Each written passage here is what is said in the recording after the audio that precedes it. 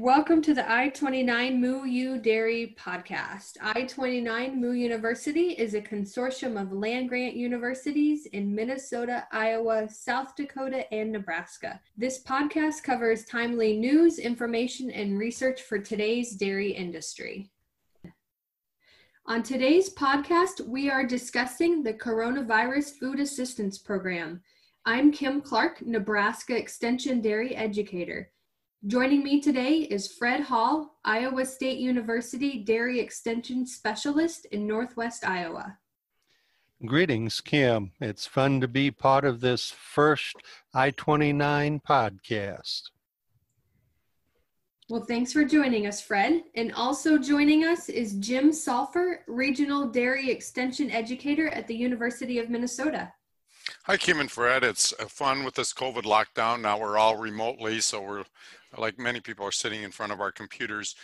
But I hope everybody enjoys this podcast, and hopefully they'll learn something in the process.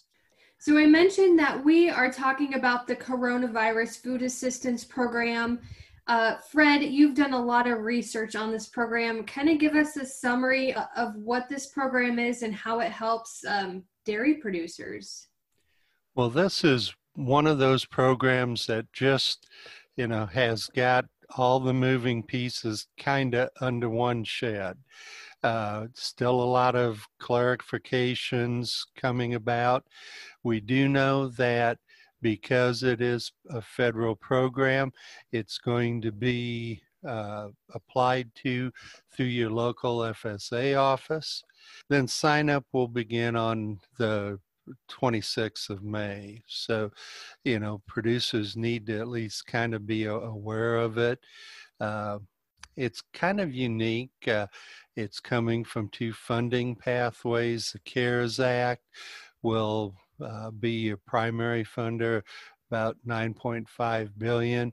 And then the Commodity Credit Corporation will be how they provide funds for production from the second quarter, and that's about $6.5 billion in existing funds.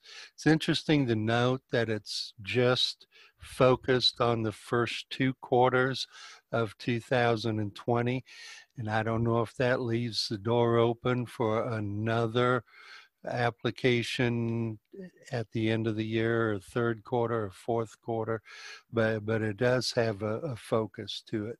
Mechanically, what it looks like is that you'll get an initial payment of about 80% of your eligible production, and then you'll get a second payment, and they're estimating 20%, but if funds are exceeded, remember they cannot go into a deficit budget system, so it may be prorated to ensure that they stay within their budget. Yeah. Fred, that's one thing that I noticed about this act as well, or this funding as well. I appreciate USDA paying out the 80%, so they're operating within budget. The other part that I noticed that was interesting is that for the first quarter of the calendar year, they are making payments based on your production times $4.71. And as I thought about that, that really helps to make up for some of the difference we saw from the drop in milk price over the first quarter of this year. Is that what you saw as well? Exactly. That's used to, it won't make everybody well, but it'll at least, help.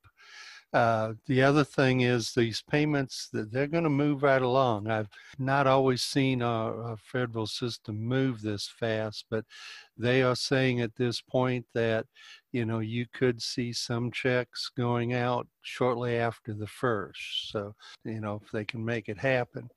The other thing I'd point out is if you look at, the calculation for the second quarter production, they're not multiplying it by just your production, but it's actually by a 1.014. And that is allowing for the natural increase we see in milk production over the course of time. So Fred, how will this affect people that maybe would be a grazer, where they'd have maybe a lot more milk production in the second quarter and maybe a lower milk production? So they're not using actual production for the second quarter.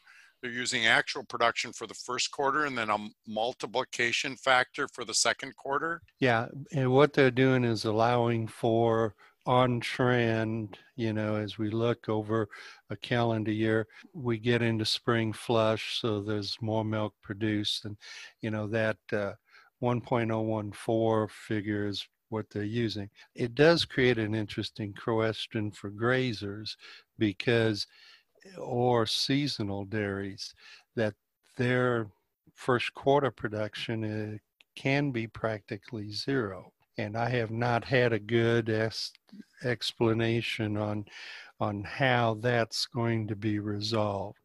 The way it's worded right now, because it's based on production, if your cows were in their dry period, you're a seasonal producer or a grazer, that could hurt pretty bad.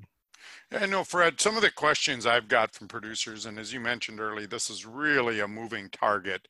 But a couple of questions. Initially, there were some rumors going around about if you forward contracted any milk in that first quarter, that would not be covered. There's some discussions going around about cull cows. Will they be covered during that period of time? Baby bull calves that maybe potentially have been sold. There are some payments for beef. Can you kind of touch on maybe a couple of those topics that I've gotten questions on?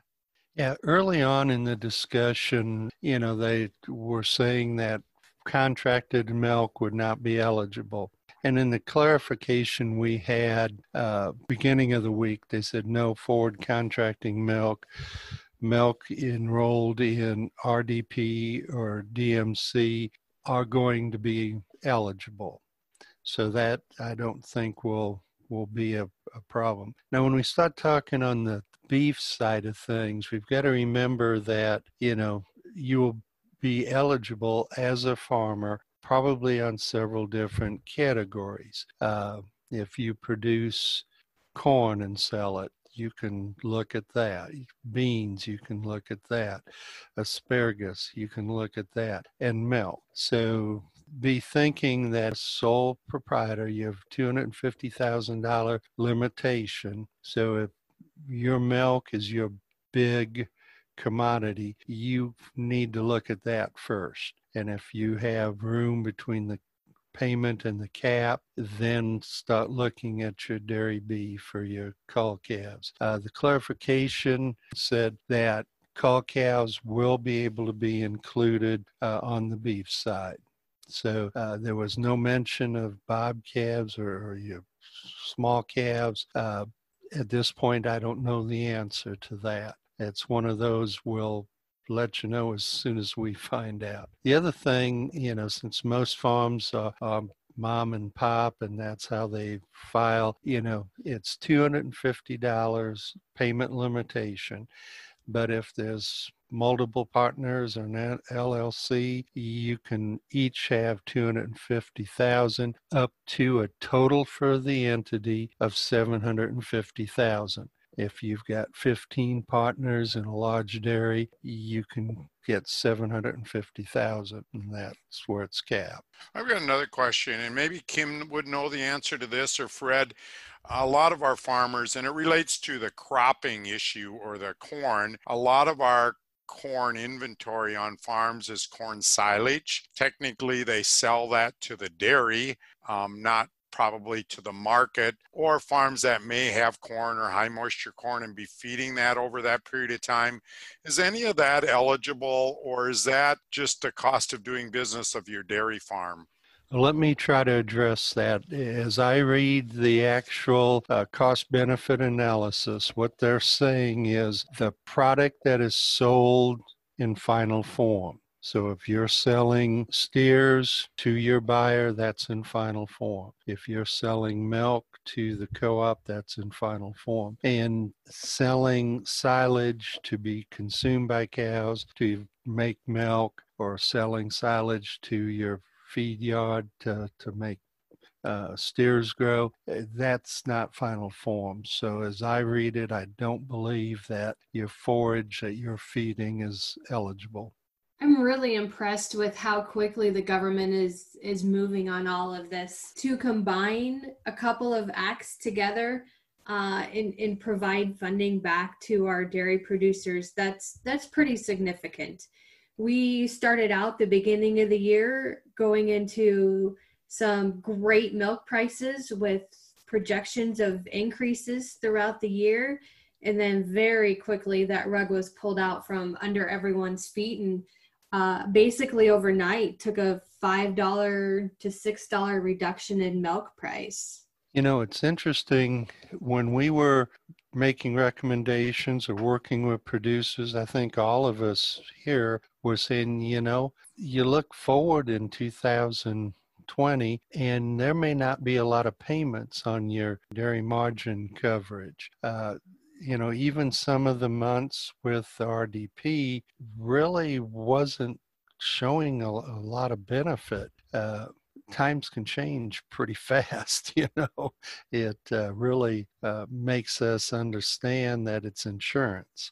And we probably should have really pushed to have sign up for all the years of the Farm Bill, because you just never know when one of these situations is going to arise. Yeah, I think one thing it really points out that farmers need a risk management plan. I mean, we've had these run-ups, and if you follow milk futures at all, these class 3 futures are up 2 or 3 days in a row, the limit, then they're down virtually the limit 2 or 3 days in a row. So I think all farmers, even with all of these payments, I think really need to be thinking about a risk management program. And when you see these run-ups and you look like you can capture some profit in the market, I think there's some advantages to whether you're working with a broker or with your co-op or with an insurance agent. I would just encourage everyone in this extreme volatility to really start looking at a risk management plan, because I think we just really need it, because as Fred, you pointed out, and Kim, I think, was even better in pointing out that there's no way we could have predicted this drop. And I know this is really an exception, but still, when we get these run-ups, I think we need to really say, is this price sustainable? Can I make a decent living? And determine whatever works best on your farm to really try to mitigate some of that risk. You know, when we look at row crops or other commodities that have an insurance program, a fairly high percent is covered that way. And yet we're looking at around half of our milk is actually covered in a risk management program. And I think that really points out that, you know, right now is the time not necessarily to say, well, what dollar will I make money, but know what your cost of production is, and then start looking how much can I afford to bleed. You know, if I got I think this morning there was some 17.20 or so milk on the market. If I can lock in that and I'm only losing 30 cents, that's a whole lot better than actually when the month comes and you're going to lose $1.30. So I think that's maybe setting the floor is where we need to have the mindset right now, instead of looking for that month where we have this big margin and lock it in, because I just don't know if we're going to see that.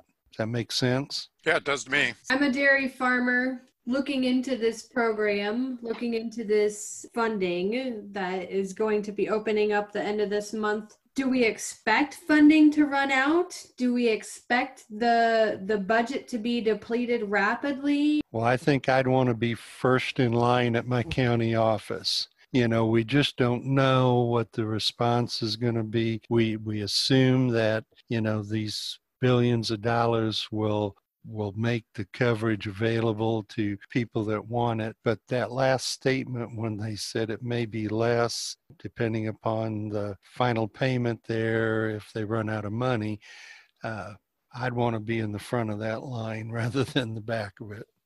Yeah, exactly. That's the same advice I've been giving to our producers in Nebraska as well. They have a few days to prepare and find out all the information and details and be the first in line at the office. Thank you, Jim and Fred, for your time today. I'm Kim Clark with Nebraska Dairy Extension, joined by Fred Hall and Jim Salfer. We're pleased that you can join us on our I-29 Moo U podcast. Join us next time. I-29 Moo U is an equal opportunity provider. For the full non-discrimination statement or accommodation inquiries, go to extension.iastate.edu/diversity/ext.